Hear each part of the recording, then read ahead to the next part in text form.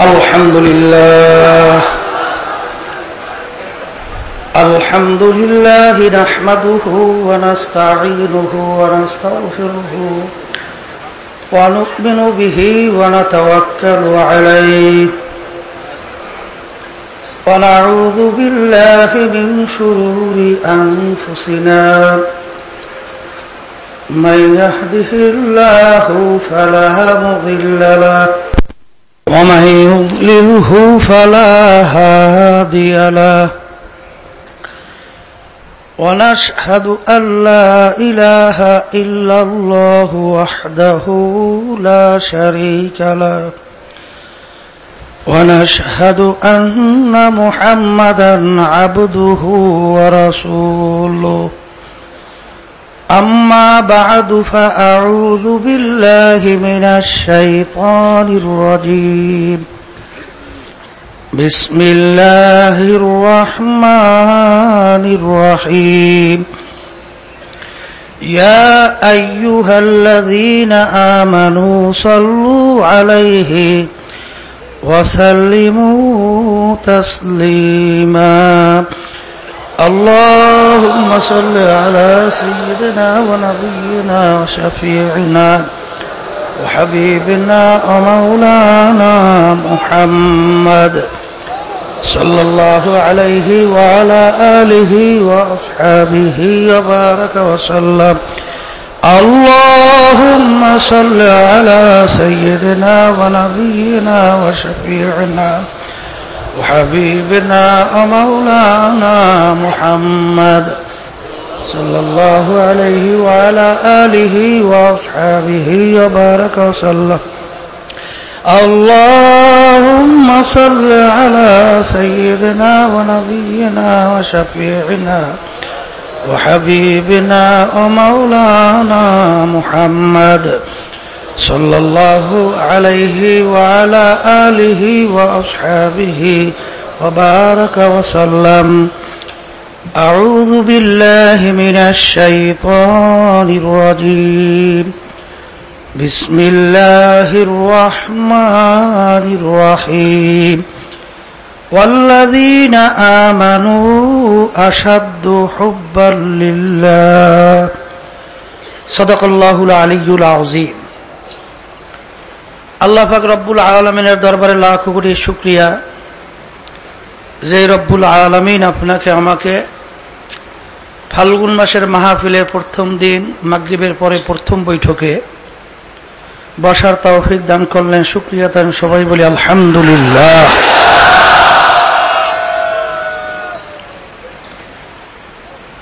প্রথম দিন মাহফিলে আমার দাদাজান রহমাতুল্লাহি আলাইহি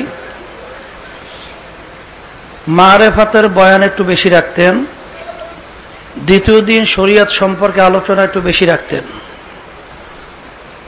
আব্বাজান রহমাতুল্লাহি আলাইহি ওই নিয়ম অনুযায়ী পরিচালনা করে গেছিলেন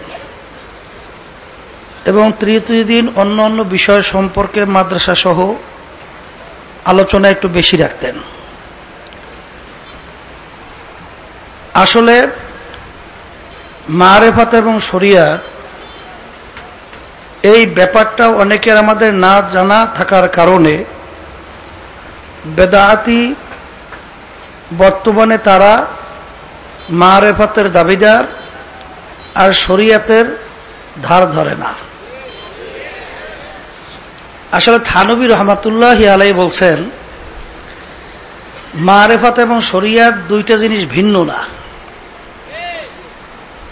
যেমন নাকি উদাহরণ আব্দুল করিম, দুইটা জিনিস মিলে তার নাম হলো আব্দুল করিম। একটা হলো তার রূহ আর একটা হলো তার শরীর।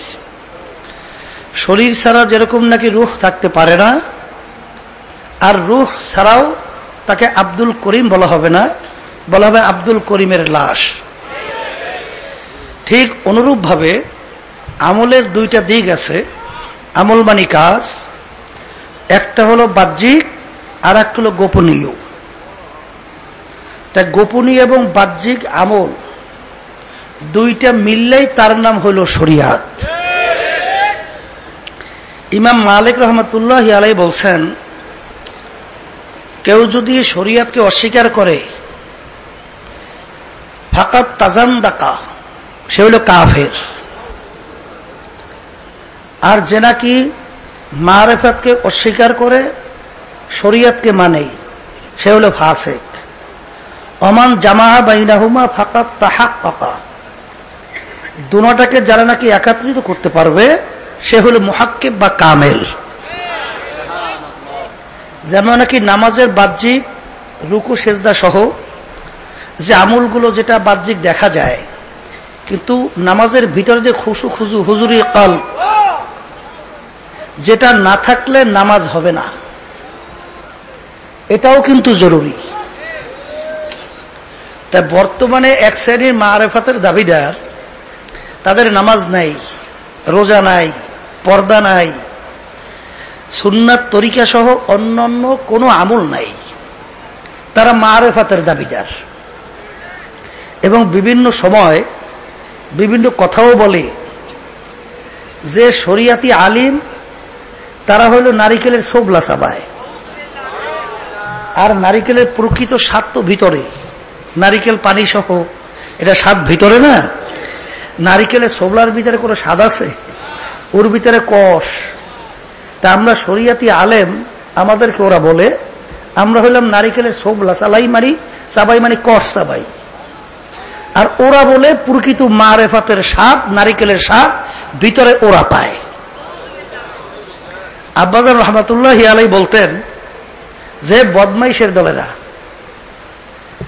মিষ্টি খায় একজনে, আর একজনে দেখে দেখে বলে তুমি মিষ্টি খাইলে লাভ হবে কি, প্রকৃত মিষ্টির স্বাদ তুমি পাও না, ওইটা আমি পাই। মিষ্টি যে খায় সে স্বাদ পায় না, স্বাদ পায় কে? যে দেখে। তা আব্বাজান একটা কথা বলতেন, আসলে ওরা একটা স্বাদ পায়। কি স্বাদ পায়?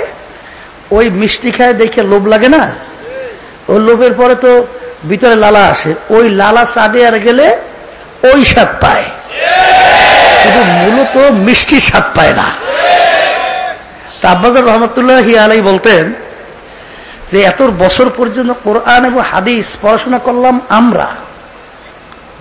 আমরা কোরআন এবং হাদিসের স্বাদ পাইলাম না, আর যাদের পেটের মধ্যে বোমা মারলে সূরা ফাতিহা সহিভাবে বের হইবে না, ওরা বলে পাইছে কোরআন এবং হাদিসের স্বাদ। জোরে বলে নাউজুবিল্লাহ। এই মারেফাতের দাবিদার ওই আব্বাজান রহমাতুল্লাহ অনেক সময় বলি, আজকেও বলি, যেহেতু নতুন লোকের সংখ্যা দেখলাম খুব বেশি, আর বেদাতি কার্যক্রম খুব বেশি, বাকির বাইরেও গেছে। কারণ নফসের খোরাকই উপায়, আবার বেহেশতেও যায়, এই সুযোগ কেউ ছাড়ে। এই জন্য ওই স্বাদ পাইছে। ওই বাউফল থানা নমালা ইউনিয়ন আব্বাজান রহমাতুল্লাহি আলাইহি তার সঙ্গে এক বেদাতি ফকির, তার সঙ্গে দেখা হয়েছে।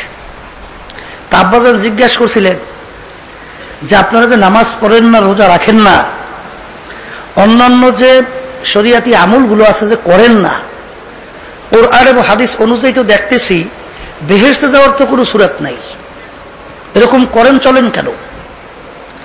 তখন সে বলছিল হুজুর আমাদের কিতাব আছে না। তখন আব্বাজান বলছিল আপনার কিতাবের নাম কি? বলে হুজুর লাহুল কিতাব। সেই কিতাবটা আমাকে দেখাতে পারেন?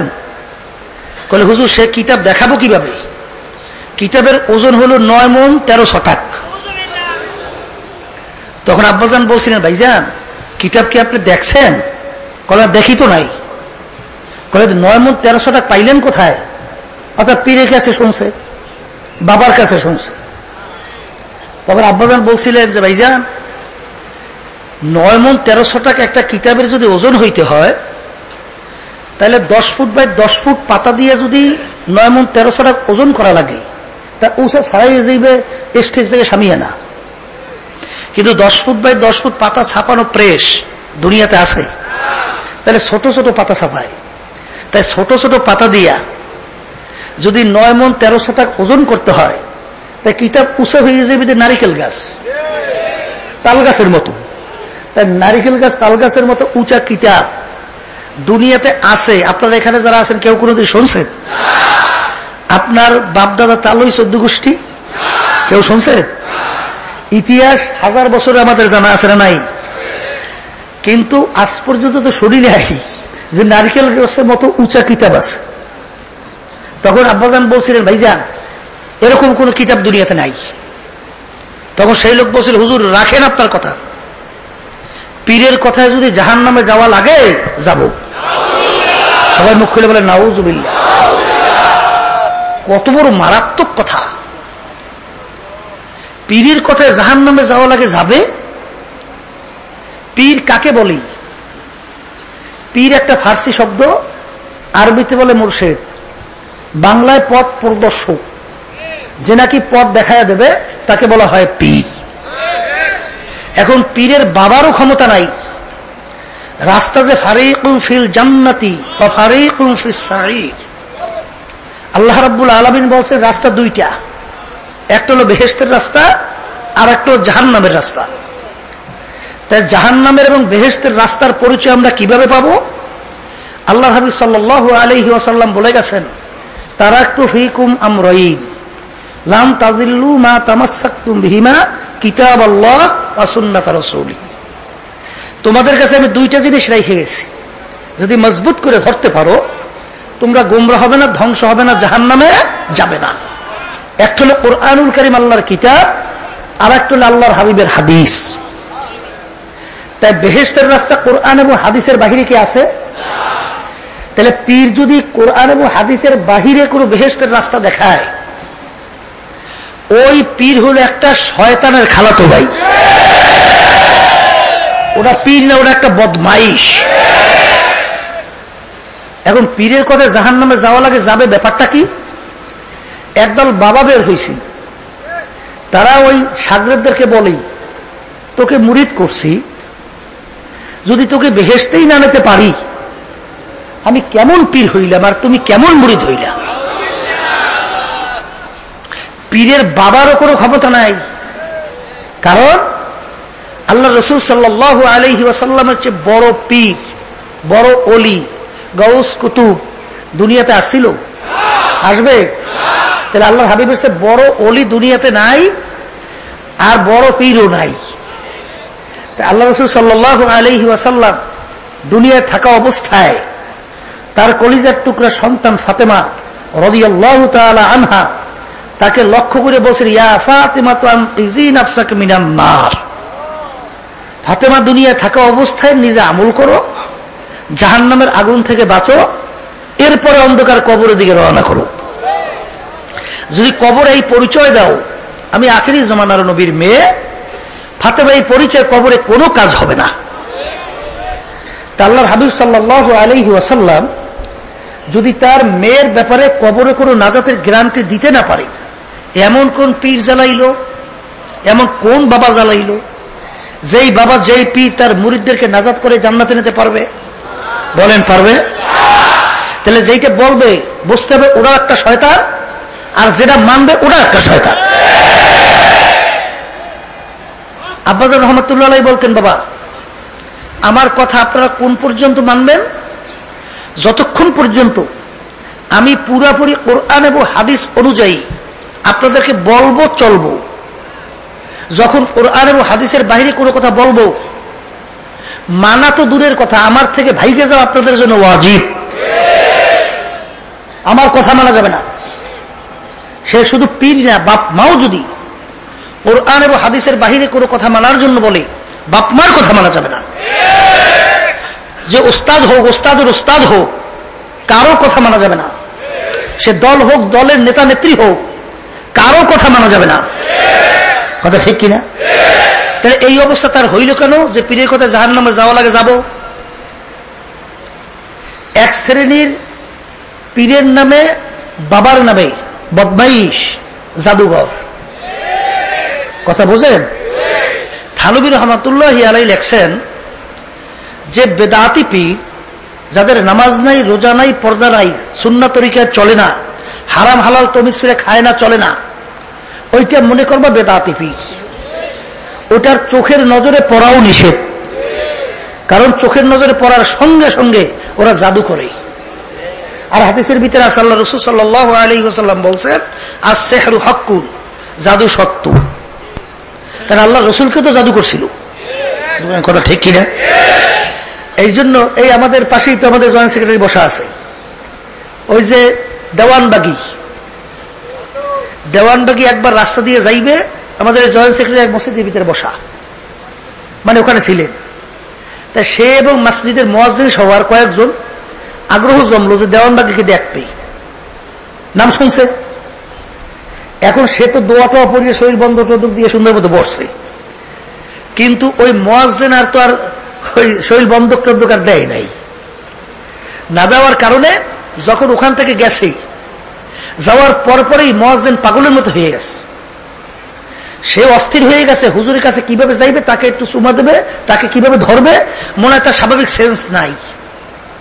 এখন সবাই ধরিয়ে রাখছে আপনি করতেছেন কি, কিন্তু যত বলে কিন্তু সে অস্থিরতা কমতেছে না। তখন সবাই চাইপে ধরিয়ে মাথায় পানি টেনে দিয়ে দোয়া পড়তে পড়তে পড়তে পড়তে হঠাৎ তার হুশ আসছে। হুশ আসার পরে সে বলতেছে আমার ভিতর থেকে কেমন যেন একটা আগুনের গোল্লার মতো বের হয়ে গেছে। যারা নাকি খোদা না খাস্তা এইসব বেদাতি, যাদের নামাজ রোজা নাই, পর্দা নাই, সুন্নাত নাই, এদেরকে যাওয়ার পরে ফেরতে পারতেছেন না, বুঝবেন যে জাদু করছে। আর বর্তমানে ওরা কিন্তু খাওয়ার মাধ্যমে জাদুটা বেশি করে।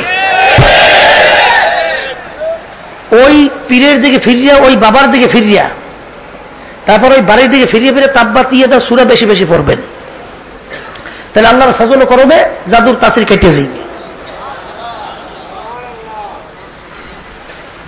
এইভাবে মাথা বিগড়ে ফেলছি এই মারেফতের দাবিদার, যারা নাকি নামাজ রোজা শরিয়াত মানে না, ওটা মনে করবেন কোরআন এবং হাদিসের বাহিরের কোন রাস্তা, এটা কোরআন এবং হাদিসের রাস্তা না।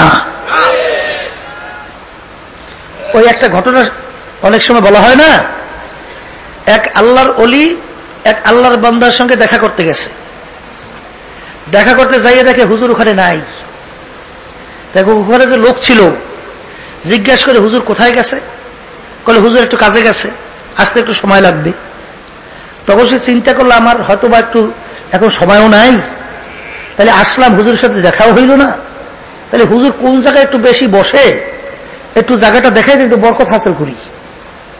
তা বললো যে ওই পাথরের উপরে হুজুর সবসময় নামাজ পড়ে। তো ওই আল্লাহর ওলি তাকাইয়ে দেখে যে আল্লাহর বান্দা যে নামাজ পড়ে, পড়তে পড়তে ওই পাথরের উপরে দাগের মতো পড়ে গেছে, কিন্তু আঙ্গুলগুলো ফাঁকা ফাঁকা শেষ অবস্থায়।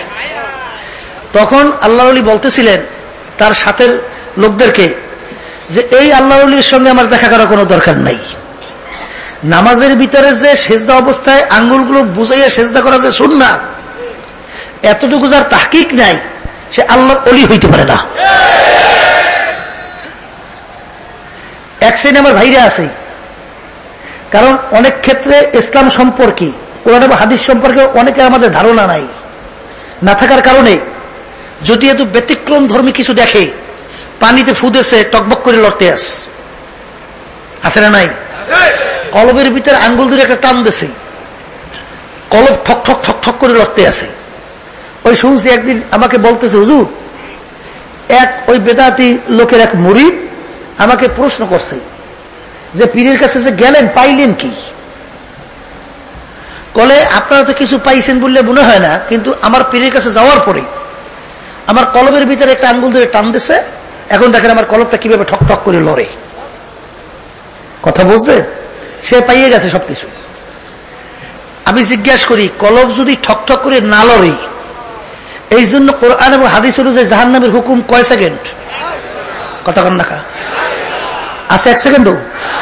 কিন্তু একবার যদি ইচ্ছে করিয়া নামাজ অন্য অক্ত নিয়ে কাজা করে পড়ে, 2,88,00,000 বছর এই অপরাধের বিনিময়ে জাহান্নামের আগুনের ভিতরে জ্বলতে হবে। আবার এক শ্রেণীর আছে হাওয়া দিয়ে উড়িয়ে যায়, পানি দিয়ে হাঁটতে চলিয়ে যায়, মনে করছে বিরাট কামেল, বিরাট অলি। এই আমাদের বিশেষ নদী ওপারেই এক মহেন্দ্র সাধু ছিল হিন্দু, সে একজোড়া খরম পাই দিয়া পানির উপর দিয়ে চটচট চটচট করে হাঁটতে যাইত, পানির উপর দিয়া। বিরাট কামেল অলি না? কি বলেন, পানির উপর হাঁটতে যায়, বিরাট অলি না? পানির পে হাঁটতে যাওয়ার নাম অলি না, গাঢ় হাওয়া পে ওরতা হয় রাত দিন, তারকে সুন্নাত জুকারে শয়তানগি।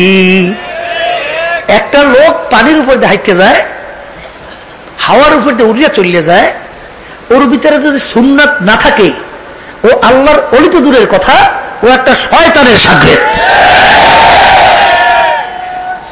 অনেকে আবার বলে যে আল্লাহর হুকুম মানলেই তো হয়, বলে কি বলে না? আল্লাহ রাব্বুল আলামিন কি বলছেন? কুল ইন কুনতুম তুহিব্বুনাল্লাহ ফাত্তাবিউনি ইউহিব্বুকুমুল্লাহ। হে রাসূল, আপনি পরিষ্কার বলে দেন, কেউ যদি আমাকে মোহাব্বত করতে চায় সেজন্য আপনার অনুসরণ অনুকরণ আপনাকে মোহাব্বত করে। তাহলে আপনার অনুসরণ অনুকরণ মোহাব্বতের মাধ্যমেই আমার মোহাব্বতের পরিচয় লাভ আসবেই। যারা বলেন কথা ঠিক কিনা? এখন আল্লাহ রসুলকে মোহাব্বতের পরিচয় কি? আল্লাহ রসুল বলছেন, মান আহাব্বা সুন্নতি ফাকাদ আহাব্বানি। যে নাকি আমার সুন্নাতকে মোহাব্বত করলো সে গোয়াকে আমি রসুলকেই মোহাব্বত করলো। আর যে নাকি আমি রসুলকে মোহাব্বত করলো কারণ মাইয়া ফিল জান্নাহ, সে আমার সঙ্গী হইয়া বেহেশতে চলে যাবে। তাহলে আল্লাহ রসুলকে মোহাব্বতের পরিচয় কি? তার সুন্নাত মোহাব্বত করা। কথা ঠিক কিনা? আর সুন্নাত যদি মোহাব্বত আল্লাহর হাবিবের মোহাব্বতে করা হয় তাহলে আল্লাহ রসুলের সঙ্গী হয়ে বেহেশতে যাইবে। কথা ঠিক কিনা? এই জন্য আমার ভাইদেরকে বলবো যে মারেফাত শব্দের অর্থ হলো পরিচয় লাভ করা। কিসের পরিচয়? যেমন আজকে আমরা দুনিয়ার পরিচয় পাইছি, এই জন্য দুনিয়া কামাইয়ের জন্য পাগল। কথা ঠিক কিনা? মেম্বারির পরিচয় পাইছি, এই জন্য মেম্বার হওয়ার জন্য পাগল। ওই একটা ঘটনা আছে, মেম্বারি করতে করতে জায়গা জমি প্রায় শেষ করছে, এরপরও মেম্বারি নির্বাচন আসলে হে দাঁড় হইবি। ঘরের স্ত্রী নাকি ডাকিয়ে বলতেছে, ব্যাপার কি, আপনি কিসের মেম্বারি পাইলেন? সব শেষ করলেন, এরপরে মেম্বারি নির্বাচন আসলেই যে আপনি মেম্বারে যে দাঁড় হন? বলে তুমি বোঝ বাকি। যখন বাড়ির দরজায় এসে ডাক দেয় মেম্বার সাহেব, তখন আমি কি আর আমি থাকি? আমি এই সম্পদ দিয়ে করবো কি? মেম্বার সাহেব। তা মেম্বারই পরিচয় পাইছে, এই জন্য মেম্বার হওয়ার জন্য পাগল। চেয়ারম্যানই পরিচয় পাইছে, এই জন্য চেয়ারম্যান হওয়ার জন্য পাগল। এমপির পরিচয় পাইছে, এই জন্য এমপি হওয়ার জন্য পাগল। মন্ত্রীর পরিচয় পাইছে, এই জন্য মন্ত্রী হওয়ার জন্য পাগল। টাকা পয়সার পরিচয় পাইছে, এই জন্য টাকা পয়সা কামাইয়ের জন্য পাগল। হারামকে হালাল বলে না, হারাম বলে না। ঘুষকে ঘুষ বলে না, সুদকে সুদ বলে না। ব্যবসার ভিতরে ধোকাবাজি করতে ভুল করে না, পরের মাল ঠগাইয়া নিজের মাল বাড়াইতে ভুল করে না, এমনকি সরকারি মাল লুটপাট করতেও ভুল করে না। এমনকি সমাজের চর্বনে অনেক মুজাহিদের কথা, নাম মুজাহিদ দিছে, তাদের কাছে আমানত রাখলে সেই টাকা পর্যন্ত খাইয়ে ফেলে। যেরকম নাউজুবিল্লাহ, সবাই না, এই হয়তো বা হাজার লক্ষের ভিতরে দুই একজন। কথা বলছেন? এইরকম ভাবে আজকে সম্পদের পরিচয় পাওয়ার কারণে আজকে সম্পদ গুছাবার জন্য পাগল। কথা ঠিক না? এইভাবে ছেলে সন্তানের পরিচয় তার কাছে আসার কারণে ছেলে সন্তানের জন্য পাগল। স্ত্রীর পরিচয় আসার কারণে স্ত্রীর জন্য পাগল। অনেক মেয়ের ব্যাপারে আপনার প্রস্তাব আসছিল বিবাহের আগে, সব মেয়ের সঙ্গে আপনার বিবাহ হয় নাই। একটা মেয়ের সঙ্গে বিবাহ হয়ে গেছে, দেখবেন ওই মেয়ের সঙ্গে আপনার পরিচয় হইতে হইতে এমন একটা পর্যায়ে পৌঁছে যে ওই স্ত্রীর যদি অসুস্থ আপনি দেখেন তখন কিন্তু আপনার মুখটা কালো হয়ে যায়, এমনকি চোখ থেকে পানি দরদর করে পড়তে থাকে। কিন্তু অন্য অন্য মেয়ে তাদের ব্যাপারে প্রস্তাব আসছিল বিবাহের, বিবাহ না হওয়ার কারণে, পরিচয় না হওয়ার কারণে তারা যদি কেউ মারাও যায় আপনার কিন্তু চোখে পানিও আসে না, কারণ তাদের সঙ্গে আপনার পরিচয় লাভ হয় নাই। তাই পরিচয় হওয়ার কারণে স্ত্রীর জন্য পাগল হয়েছে। ঠিক এইভাবে যেই আল্লাহর বান্দাবান্দিরা আল্লাহর পরিচয় পাইছে, সেই আল্লাহর বান্দাবান্দিরা আল্লাহকে পাওয়ার জন্য পাগল হয়েছে। আর যারা আল্লাহর পরিচয় পায় নাই তারা কিন্তু আল্লাহর রাজি খুশির জন্য, আল্লাহকে পাওয়ার জন্য কোনো তাদের তৎপরতাও নাই।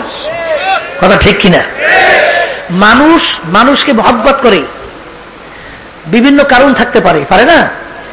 এই সম্পদের জন্য যে মানুষ পাগল হয়েছে, সম্পদ দিয়ে তার বিভিন্ন কার্যক্রম চলে, বড়মে হওয়া যায়, বিভিন্ন বিল্ডিং তৈরি করা যায়, সংসার আদি কেনাবেচার মাধ্যমে চালানো যায়, এই জন্য সম্পদ সংগ্রহের জন্য পাগল হয়েছে। ছেলে সন্তান দ্বারা তার কাজ হয়, বিপদে দৌড়েই আসে, এমন সময় সন্তানরা বাপের বিপদে জানের ঝুঁকিও নেয়, এই জন্য সন্তানের জন্য পাগল হয়েছে। স্ত্রী আপনার সুবিধা অসুবিধা ভালো মন্দ সংসার সহ সব পরিচালনা করে, বিভিন্ন কায়দা তার ব্যবহার ভালো, আচরণ ভালো, এই জন্য তার জন্য পাগল হয়েছে। ও আল্লাহর বান্দারা যারা নাকি আল্লাহর মারিফাত সম্পর্কে চিন্তা করে মোরাকাবা করে, তারাও দেখবেন আল্লাহকে পাওয়ার জন্য পাগল হয়েছে। তা কেমন? দেখেন, আপনার অস্তিত্বের দিকে তাকাইয়ে দেখেন। আপনার আমি যখন মায়ের পেটের মধ্যে ছিলাম, তখন ওই মায়ের পেটের ভিতরে দুনিয়ার কোন শক্তি ওখানে কি কোনো সহযোগিতা করতে পারছে? ওখানে একমাত্র আপনাকে আমাকে আমার মাওলা লালন পালন করছে। কত মানুষ দুনিয়াতে অন্ধ, আল্লাহ আপনাকে আমাকে ইচ্ছে করলে তো অন্ধ করে পাঠাইতে পারত। তখন কোন শক্তি ছিল যে আপনারা আমার চক্ষু ফেরত দিতে পারবে? তাহলে আল্লাহ রাব্বুল আলামিন আপনাকে আমাকে কিভাবে তৈরি করলো? ফি আহসানি তাকওয়িম, আমার মাওলা কত সুন্দর সূরাতে আপনাকে আমাকে তৈরি করলো। এই মাওলা আপনাকে আমাকে মায়ের পেটে লালন পালন করলো। কত সন্তান কথা বলতে পারে না, আল্লাহ আপনাকে আমাকে কথা বলার শক্তি দান করলে। এই মাওলার পরিচয় শুরু হয়ে গেছে। দেখেন, মায়ের পেটের ভিতরে আমাকে আপনাকে লালন পালন করলো, মায়ের রক্ত খাওয়াইয়ে খাওয়াই আপনাকে আমাকে আল্লাহ বাঁচাইলো, বড় করলো। দুনিয়াতে আসার পরেই এখন আর নাভি থেকে কিন্তু খাওয়ান দিলে আর সন্তান বাঁচবে না, এখন দেওয়া লাগবে মুখ থেকে। এতদিন কিন্তু নাভি থেকে রক্ত খাইয়ে খাইয়ে বাঁচছিল। দেখেন আল্লাহ কিভাবে আপনাকে আমাকে লালন পালন করলো মায়ের পেটে। দুনিয়ার ভিতরে আসলাম, আসার পরে মায়ের বুকের ভিতরে এমন খাদ্য আল্লাহ তৈরি করলো, যেই খাদ্য সমস্ত ডাক্তার একমত যে দুনিয়ার কোন ডাক্তার বা কোন খাদ্য আবিষ্কারক আজ পর্যন্ত মায়ের দুধের সামনে বাচ্চার জন্য ভিটামিন যুক্ত খাদ্য আজ পর্যন্ত আবিষ্কার করতে পারে না। তা আবার কেমন দুধ আল্লাহ তৈরি করলে? বেশি পাতলাও না, বাচ্চার পেট ভরবে না, বেশি ঘনও না, বাচ্চার পেট খারাপ হয়ে যাবে, বেশি গরমও না, বাচ্চার ঠোঁট পুড়িয়ে যাইবে, বেশি ঠান্ডাও না, বাচ্চা খাইলে সর্দি হয়ে যাইবে, বেশি মিষ্টিও না যে বাচ্চা খাইতে কুরুচি হবে, আবার মিষ্টি ছাড়াও না যে বাচ্চা খাইতে পারবে না। এমন সুন্দর খাদ্য আল্লাহ তৈরি করিয়ে দিল। এই মাওলা আমার কেমন মাওলা! এরপরে দেখেন আল্লাহ আপনাকে আমাকে কিভাবে লালন পালন করলো। আসলে তো আপনার আমি চিন্তাও করি না, কারণ যে জিনিস নিয়ে যে চিন্তা করে ওই জিনিসের পরিচয় সে পায়। আদমিয়া দাদাই বা সব মুসলমা করদাই, আয় খোদা করবা সওয়াব ইহসাবর ইহসা করদাই। আমার মাওলার কত বড় আপনারা বড় দয়া মায়া। হিন্দুর বাচ্চারও তো একটা রুহু, খ্রিস্টানের বাচ্চারও তো একটা রুহু, অন্য অন্য ধর্মাবলম্বী তাদের বাচ্চারও তো একটা রুহু। আমার মাওলার কাছে তুমি আর আমি কেউ দরখাস্ত করি নাই, মাবুদ গো আপনি আমার রুহকে আপনি মুসলমানের ঘরের ভিতরে দান করেন। আমার মাওলা বিনা চেষ্টায় বিনা দরখাস্তে আপনি আমার রুহকে আমার মাওলা মুসলমানের ঘরের ভিতরে দান করলো। আপনার আমি মুসলমান হইয়া দুনিয়া জন্ম হইলাম, এখন ডাক দেয় আব্দুল করিম। আজকে পরিচয় লাভ করার পরে আজকে সন্তানের পাগল হইলাম, আজকে স্ত্রীর পাগল হইলাম, টাকা পয়সার পাগল হইলাম, আজকে বিভিন্ন অন্যান্য জিনিসের পাগল হইলাম।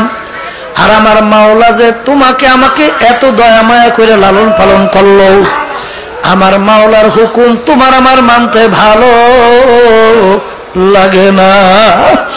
আল্লাহ রাব্বুল আলামিন তো দাবি করে বসছেন, ওয়াল্লাযীনা আমানু আশাদ্দু হুব্বাল লিল্লাহ। যারা মুমিন, আমার মাওলা বলতেছেন তারা আমাকে সব জিনিসের চেয়ে বেশি মুহাব্বত করে। মুমিনেরা আমার মাওলাকে সবচেয়ে বেশি মুহাব্বত করে। আমার মাওলা তো দাবি করে বসছেন, এখন একটু পরীক্ষা করিয়া দেখো দল করো, দলের নেতা নেত্রীর সঙ্গে চলো। আরে দলের নেতা নেত্রী তোমাকে হুকুম করলো, ওদিকে হুকুমটা আবার মাওলার বিরুদ্ধে হয়ে গেল। এখন তুমি কি মোমেন কি মোমেন না, এখন পরিচয় লাভ হইয়া যাবে। তখন যদি আমার মাওলার হুকুমের বিরুদ্ধে তুমি যদি দলের নেতা নেত্রী সহ তাদের কথা মানো, তুমি মোমেন হইতে পারো না। ও আল্লাহর বান্দারা, পর্দানে মা বোনেরা, আমার মাওলা তোমাকে আমাকে কিভাবে লালন পালন করলো। আহারে মানুষ ঘুমের ঘরে আধা মরা, যখন মা সন্তানকে প্রসব করে মাও দুর্বল, সন্তানও দুর্বল। ছোট্ট বাচ্চা মায়ের কোলের পাশে নিয়ে ঘুমাই আছে, ঘুমের ঘরের ভিতরে মানুষ আধা মরা, এক পাশেও ঘুরে যাইতে পারে, ও পাশেও যাইতে পারে, হাত পা এদিকে ওদিকে ঘুমের ঘরের ভিতরে যাইতে পারে। ছোট বাচ্চারা মায়ের পাশে নিয়ে ঘুমাইয়া রইল। নিয়ম তো অনুযায়ী দেখা যায় যে মা যখন ঘুরিয়া শুইল, বাচ্চা পেটের নিচে, পিঠের নিচে পইরা বাচ্চা চ্যাপটা হইয়া মারা যাওয়ার কথা ছিল। কোনো বাচ্চা তো বড় হওয়ার কথা ছিল না। আমার মাওলা তোমাকে আমাকে কত বড় কুদরতের মাধ্যমে পারলো। ও আল্লাহর বান্দারা, পর্দানে মা বোনেরা, মনে করছে এইটাই নিয়ম না। অনেক ঘটনা এরকম শোনা যায়, মায়ের পেটের নিচে সন্তান পড়িয়া চ্যাপটা হইয়া মারা গেছে। তোমাকে আমাকে মাওলা কিভাবে লালন পালন করলো। আল্লাহু আকবার, আল্লাহু আকবার। মায়ের হাতখানা তোমার আমার মুখের উপরে পড়িয়া গেছে, তুমি বলতেও পারো না মাগো হাতখানা সরাইয়া নিয়ে যান, আমি কিন্তু মরিয়া গেলাম। তোমার শক্তিও নাই, তুমি মায়ের হাতখানা সরাবা। আরে তুমি সরিয়াও শোয়ার শক্তি নাই, তুমি ওই হাতখানা কিভাবে সরাবা। আমার মাওলা ঘোষণা করেন, ও বান্দা বান্দিরা, লা তাখুযুহু সিনাতুন ওয়ালা নাওম। আমার মাওলা বলছেন, বান্দা বান্দি, আমার ঘুমও নাই, সীমানিও নাই, তুই ঘুমাও, আমি তোকে পাহারাতে। তোর মায়ের হাতখানা যখন তোর মুখের উপরে পড়িয়া গেল, ওই হাতখানা সরাইয়া দিছিলাম আমি মাওলা। ও আল্লাহর বান্দারা, পর্দালে মা বোনেরা, আল্লাহু আকবার। আমার মাওলা সবচেয়ে বড়, আমার মাওলা রহমতের দিক থেকেও বড়, আমার মাওলা দয়ার দিক থেকেও বড়, আমার মাওলা রাগের দিক থেকেও বড়, আমার মাওলা কহারিয়া সিফাতের দিক থেকেও বড়। আরে আজকে বাপ মা, মায়ের সে আদরের দুনিয়ার কেউ নাই। মায়ের সঙ্গে যদি সন্তান একবার, দুইবার, তিনবার কঠিন কঠিন অন্যায় করে, মা অনেক সময় সন্তানকে লাথি মারিয়ে বের করে দেয়। বাপের সঙ্গে অন্যায় করলে বাপও লাথি মারিয়ে বের করে দেয়। দলের নেতা নেত্রীর সঙ্গে অন্যায় করলে দলের নেতা নেত্রী লাথি মারিয়া বের করে দেয় দল থেকে, এমনকি অনেক সময় মেরেও ফেলে। আমার মাওলা কত দয়ার মাওলা। আরে আমার মাওলার সমস্ত নেয়ামত তুমি আর আমি ভোগ করলাম, আমার মাওলার সমস্ত নেয়ামত ভোগ করিয়া তুমি আর আমি দুনিয়ায় বাঁচে আছি। একটু মুরাকাবা করো, একটু চিন্তা করো। তাফাক্কুরু সাআতান ফি খালকিল্লাহ খায়রুম মিন ইবাদাতিস সিত্তিনা ওয়া ফি রায়াতিন 70 ওয়া ফি রায়াতিন 80 সানা। আমার মাওলার মাখলুকাত সম্পর্কে যদি কিছু সময় 1 ঘন্টা চিন্তা করতে পারো, 60 বছর নফল ইবাদত বান্দেগী করলে যেই সওয়াব পাবা, ওই পরিমাণ সওয়াব তোমার আমলনামায় জমা হইয়া যাইবে। অন্য রায়াতের ভিতরে আসে 70 বছর নফল ইবাদতের সব আমলনামায় জমা হবে। অন্য রায়াতের ভিতরে আসে 80 বছর নফল ইবাদতের সব তোমার আমলনামায় জমা হবে। কারণ কি, বান্দা বান্দি যখন আমার মাওলার মাখলুকাত সম্পর্কে চিন্তা করে, ওই বান্দা বান্দির কাছে ওই মাখলুকাতের খালেকের পরিচয় আইসা। একটু তাকাইয়ে দেখো আমার মাওলা কিভাবে দুনিয়াকে সৃষ্টি করলো, আমার মাওলা কিভাবে সূর্যটাকে সৃষ্টি করলো, আমার মাওলা চন্দ্রটাকে কিভাবে তৈরি করলো। আল্লাহু আল্লাহ। ওয়া ইন তাউদ্দু নি'মাতাল্লাহি লা তুহসুহা। আমার মাওলার নেয়ামত সম্পর্কে গণনা করিয়া কোনো দিন শেষ করতে পারব না। ও আল্লাহর বান্দারা একটু চিন্তা করো, মুরাকাবা করো। আজকে দুনিয়ার পরিচয় পাইছো, মেম্বারের চেয়ারম্যানের পরিচয় পাইছো, সভাপতি সেক্রেটারি পরিচয় পাইছো, টাকা পয়সা সম্পদের পরিচয় পাইছো। এর জন্য ওগুলা পাওয়ার জন্য, কামাই করার জন্য পাগল হয়ে গেছো। যদি আমার মাওলার পরিচয় পাওয়া যায়, ওই বন্দা বান্দি আমার মাওলার জন্য পাগল না হইয়া পারে না। ইন্নাল ইনসানা লিরাব্বিহি লাকানুত।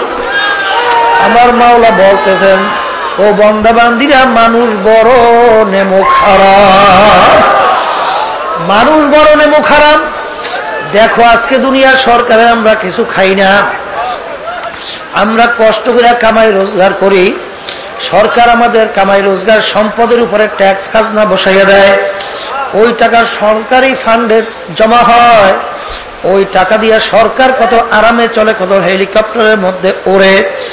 সরকার কত তার পাওয়ার। আহারে বাড়ি গাড়ির এয়ার কন্ডিশনের কোনো অভাব নাই, কোনো খাদেম খুদ্দামের কোনো অভাব নাই।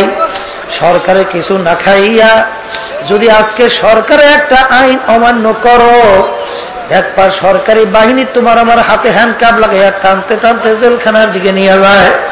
যদি জিজ্ঞাসা করো, ভাই আমাকে জেলখানায় কেন নেন? বলে তুমি সরকারের আইন মানো নাই। বলে সরকারে আইন না মানলে কি আসে যায়? সরকারে তো আমি কিছু খাই না, বরঞ্চ সরকার আমাদেরটা দিয়া সুন্দরভাবে চলাফেরা করে। তখন প্রশাসন বলবে, ওরে আহাম্মক, এই দেশের ভিতরে যদি বসবাস করতে চাও, সরকারি আইন অমান্য করা যাবে না। ইন্নাল ইনসানা লিরাব্বিহি লাকানুত।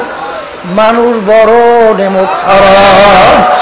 দেখো তুমি আর আমি দুনিয়ার ভিতরে কিভাবে বাচ্চা রইলাম। আমার মাওলা কত বড় তোমার আমার উপরে দয়া মায়া।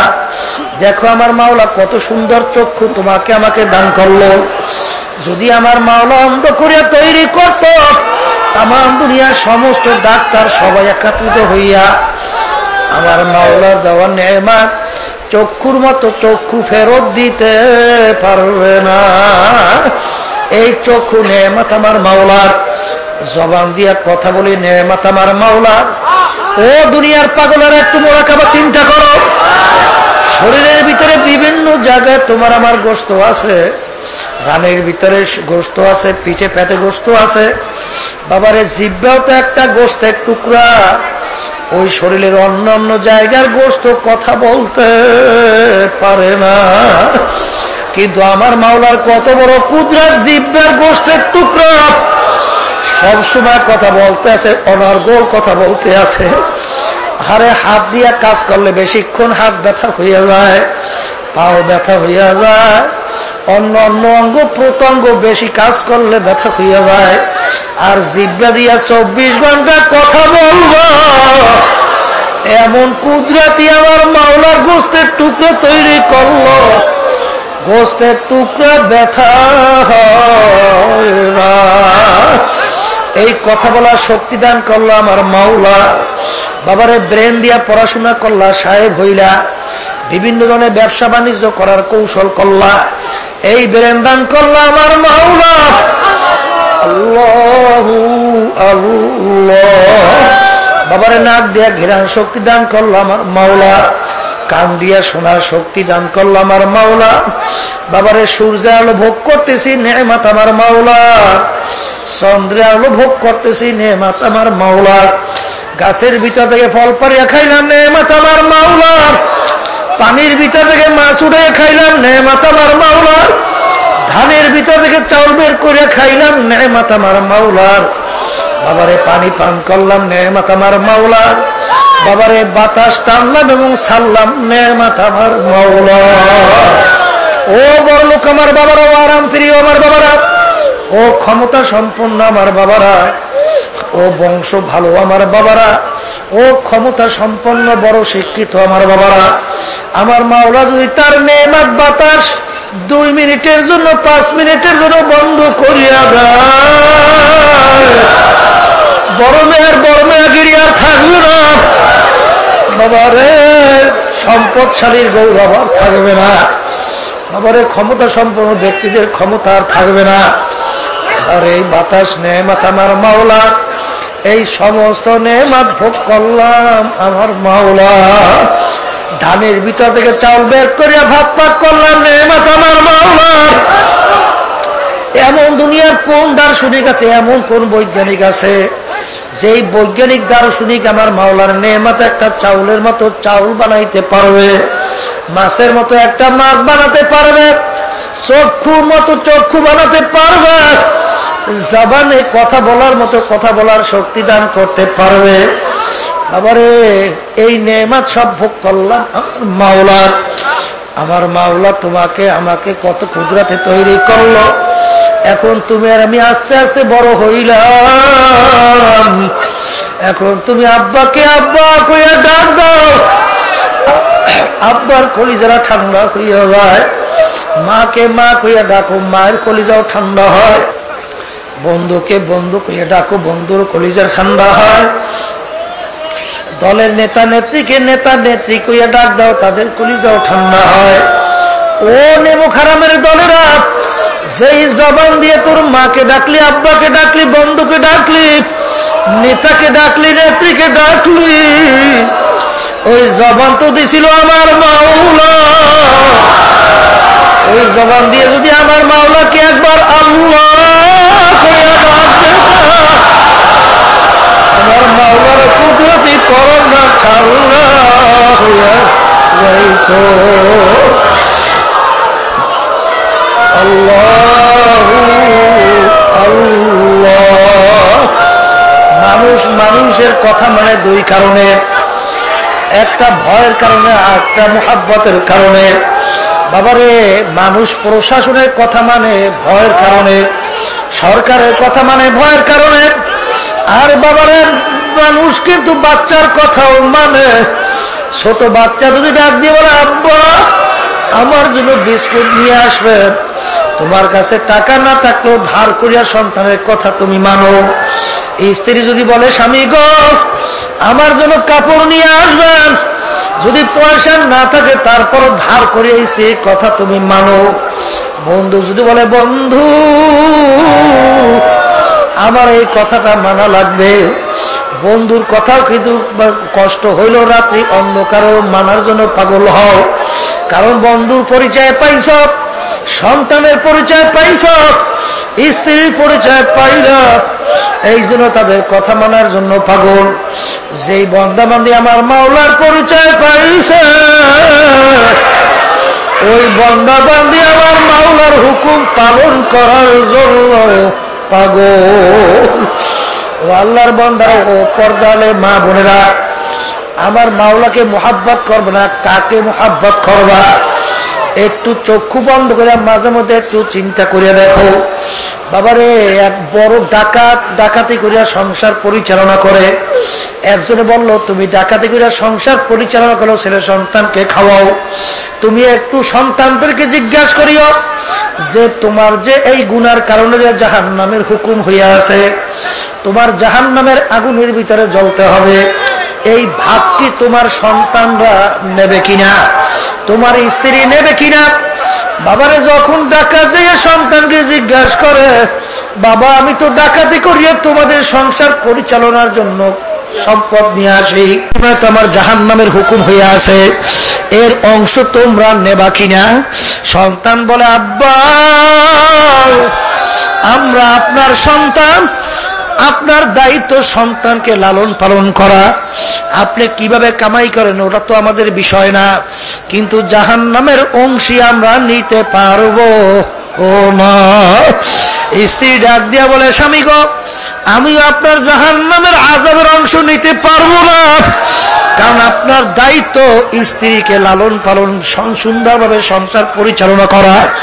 তখন ওই ডাকাত তওবা করে মাওলার দরবারে কাঁদে, মাবুদ গো কাদের জন্য সম্পদ ডাকাতি করিয়া নিয়ে আসলাম, কই তারা কেউ তো আমার আযাবের ভাগ নিল না। ও হারামখোর আমার বাবারা, ও ঘুষখোর আমার বাবারা, ও সুদখোর আমার বাবারা, ও ব্যবসার ভিতরে ধোঁকাবাজ করুন না আমার বাবারা, ও সরকারি মাল লুটপাট করুন না আমার বাবারা, ও ধোঁকাবাজ আমার বাবারা, কার জন্য এই সম্পদ গুছাইতে আসো? এই সন্তানদের জন্য, স্ত্রীর জন্য। এই স্ত্রী সন্তানরা তো তোমার আমার কবরে যাবে না, তারা তো আমাদের এই আযাবের ভোগরা ভুগবে না। এই জন্য আমার বাবাদেরকে বলবো, বাবারে মোহাব্বত করো তো আমার মাওলাকে করো। কারণ দেখবা, স্বামী যদি মারা যায়, স্ত্রী যদি যুবতী থাকে, সেই অন্য স্বামী গ্রহণ করে আনন্দে লিপ্ত হইয়া যাইবে। এরকম ভাবে যদি স্ত্রী মারা যায়, দেখবার স্বামী যদি যুবক বা অন্য অবস্থায় থাকে, সে কিন্তু অন্য স্ত্রী নিয়ে আনন্দ ফুর্তিতে দিন কাটাবে।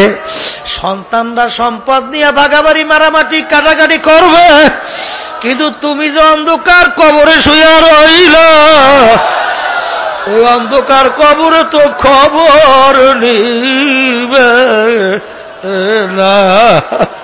কার মায়ায় পড়ছো, কার মোহাব্বতে পড়ছো, কার প্রেমে পড়ছো, একটু মাঝে মধ্যে একটু চিন্তা করে, একটু মোরাকাবা করিও, দেখবার সব তোমার কাছে পরিষ্কার হয়ে যাইবে।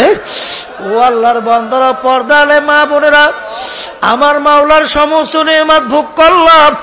আমার মাওলার দয়া মায়া কি তোমার আমার কাছে সন্তানের চেয়ে কম নাকি, স্ত্রীর চেয়ে কম নাকি, অন্যান্যর চেয়ে কম নাকি? আমার মাওলা কত বড় দয়ার মাওলা। আমার মাওলার সমস্ত নেয়ামত ভোগ করিয়া আমার মাওলার নাফরমানি করলাম। আমার মাওলা কিন্তু তোমার আমার জন্য একদিন বাতাসও বন্ধ করলো না, একদিন নেয়ামতও বন্ধ করলো না। বরং আমার মাওলা ডাক দিয়া বলে, ও বান্দা বান্দিরা,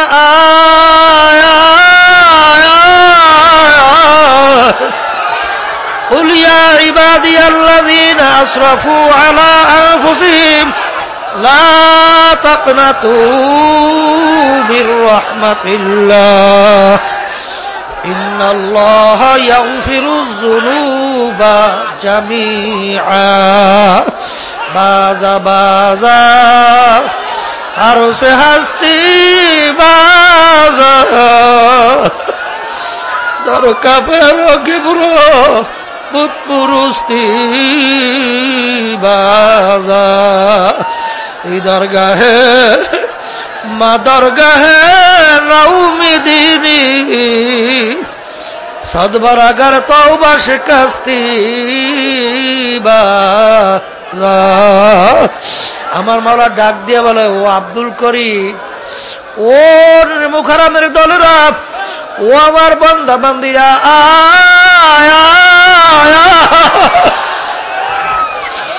বান্দা বান্দিরা, তুই যদি ভূত পূজার মতো গুনাহ করিয়া থাকো, তুই যদি পাহাড় পরিমাণ গুনাহ করিয়া থাকো, আমার মাওলার রহমত অসীম, কোনো সীমা নাই। আমার মাওলা ডাক দিয়ে বলে, বান্দা বান্দিরা, যদি তওবার মতো তওবা করতে পারো, আল্লাহ আল্লাহ, তোকে আমি শুধু মাফ করব তাই না, এমনকি তোর গুনাহকে আমি নেকের দ্বারা পরিবর্তন করিয়া দেব।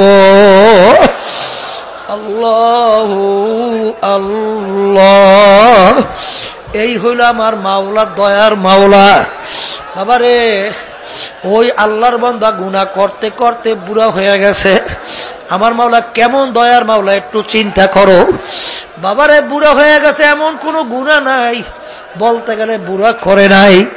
হঠাৎ তার মৌতের কথা মনে পড়িয়া গেল, কবরের কথা মনে পড়ল, মিজান পুলসিরাতের কথা মনে পড়ল, কিয়ামতের ময়দানের কথা মনে পড়ল, যে আমার কবরে কি উপায় হবে, আমার কিয়ামতের ময়দানে কি উপায় হবে, আমার মিজান পুলসিরাতে কি উপায় হবে। এই চিন্তা করার পরে আল্লাহর বান্দা রওনা করলো আলেমের বাড়ি তওবা করার জন্য। পথের মধ্যে হায়াত শেষ, মারা গেল, জাহান্নামের ফেরেশতাও আসছে তার রূহ জাহান্নামে নেয়ার জন্য। ওদিকে বেহেশতের ফেরেশতা আসছে তার রূহ বেহেশতে নেওয়ার জন্য। বাবারে, আল্লাহ রাব্বুল আলামিন ফয়সালা করলো, ও ফেরেশতারা জমিন মাপো, মাইপা দেখো আমার বান্দা যেখানে মারা গেল সেখান থেকে আলেমের বাড়ি কাছে না তার বাড়ি কাছে? যদি আলেমের বাড়ি কাছে হয় রূহ বেহেশতের ফেরেশতা নিয়ে যাবে, আর যদি আলেমের বাড়ি দূরে হয় তার বাড়ি কাছে হয় তার রূহ জাহান্নামের ফেরেশতা নিয়ে যাবে। ঘটনা ছিল যেখানে আল্লাহর বান্দা মারা গেছিল সেখান থেকে আলেমের বাড়ি ছিল দূরে, তার বাড়ি ছিল কাছে। আল্লাহ রাব্বুল আলামিন জমিনকে ডাক দিয়ে বলে, জমিন আমার বান্দার জন্য আলেমের বাড়ি কাছে হইয়া যাও, তার বাড়ি দূরে হইয়া যাও। ফেরেশতারা জমিন মাইপে দেখে আলেমের বাড়ি কাছে তার বাড়ি দূরে। তখন তার রূহ নিয়ে গেল বেহেশতের ফেরেশতা। আমার মাওলা বান্দা বান্দিকে মাফ করার জন্য ওসিলা তালাশ করবে। কোন কায়দায় কোন প্রক্রিয়ায় বান্দা বান্দিকে মাফ করা যায় কিনা? এই দয়ার মাওলারে ভুললা কার মোহাব্বতে পড়ছো? আরে আমার মাওলার দয়ার কোনো শেষ নাই। আর বাবারে সবসময় কিন্তু মনে রাখা লাগবে, আলী রাদিয়াল্লাহু তাআলা আনহু বলছিলেন, আজ মুদাম আকলে দুরান্দিশের বাদাজিদ ওয়ানা সাজাম খেশের। বাবারে, ঈমান বলা হয় আশা এবং নৈরাশা, এর মাঝখানের অবস্থানের নাম হইল ঈমান। ওমর রাদিয়াল্লাহু তাআলা বলছিলেন যে আমার মাওলার রহমতের দিকে যদি তাকাই আমার এরকম আশা হয়, কিয়ামতের ময়দানে যদি ঘোষণা হয় সমস্ত লোক আজকে জাহান্নামে যাবে, একটা লোক শুধু বেহেশতে যাবে। আমার মাওলার রহমতের দিকে তাকাইলে আমার মন হয় সেই লোকটা আমি ওমরও হইতে পারি। আর যদি কিয়ামতের ময়দানে ঘোষণা হইয়া যায় সমস্ত লোক আজকে বেহেশতে যাবে, একটা লোক শুধু জাহান্নামে যাবে, আমার মাওলার গজব আযাব ও কহারিয়া সেফাতের দিকে তাকাইলে মনে হয় সেই লোকটা আমি ওমরও হইতে পারি। আল ঈমানু বাইনাল খাউফি ওয়ার রাজা, ঈমান বলা হয় আশার নৈরাশা, এর মাঝখানের অবস্থানের নাম হইল ঈমান। যেরকম আশাও থাকা লাগবে, লা তাকনাতু মির রাহমাতিল্লাহ, আমার মাওলার রহমত থেকে নৈরাশ হওয়া যাবে না। অনেকে পেরেশান হয়ে গেছে, অস্থির হয়ে গেছে, এত গুনাহ করছে আমার মাওলা কি মাফ করবে? যদি মাফ চাওয়ার মতো চাইতে পারো আমার মাওলা শুধু মাফ করবে তাই না, এমনকি গুনাহকে আমার মাওলা নেকের দ্বারা পরিবর্তন করিয়া দেবে। আমার মাওলা কিন্তু বড় দয়ার মাওলা। বাবারে, কার মোহাব্বতে পড়ছো, কার মায়া পড়ছো? আমার মাওলা কি মায়া তোমার আমার প্রতি কম নাকি রে বাবা? আমার মাওলার যে কত মায়া কত দয়া, বাবার একটু চিন্তা করলে ওই বান্দা বান্দি আমার মাওলার পাগল না হইয়া পারে না। ও আল্লাহর বান্দারা, ও পর্দানে মা বোনেরা, মানুষ আবার এক কারণে মানুষের হুকুম মানে, মানুষ আবার মানুষকে ভয়ের কারণেও মানুষের হুকুম মানে, প্রশাসন সহ পুলিশ সহ বিভিন্ন লোকের কথা মানুষ মানে,